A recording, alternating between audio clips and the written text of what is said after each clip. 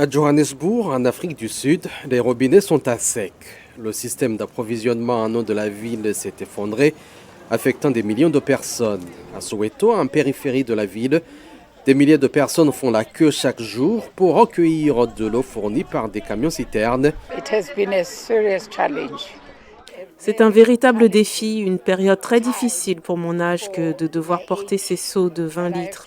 Et ce qui est triste, c'est que nous ne savons pas quand nos robinets seront à nouveau alimentés en eau. L'effondrement des infrastructures est en partie la cause, mais les scientifiques affirment que le changement climatique provoque l'assèchement des rivières et des réservoirs en Afrique du Sud et dans de nombreuses autres régions du monde. Alors que les Nations Unies marquent ce vendredi la Journée mondiale de l'eau, on estime que 2,2 milliards de personnes vivent sans eau potable, gérée en toute sécurité.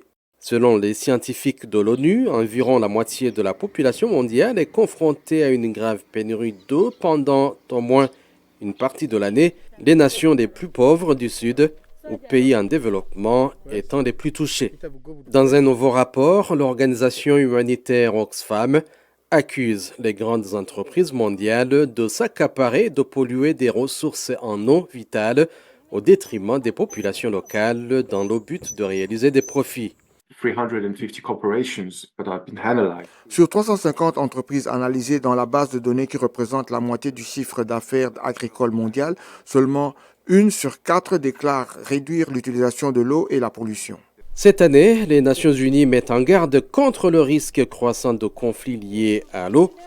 Selon elles, les nations qui gèrent le changement climatique, les migrations massives et les troubles politiques doivent placer la coopération dans le domaine de l'eau au cœur de leur plan.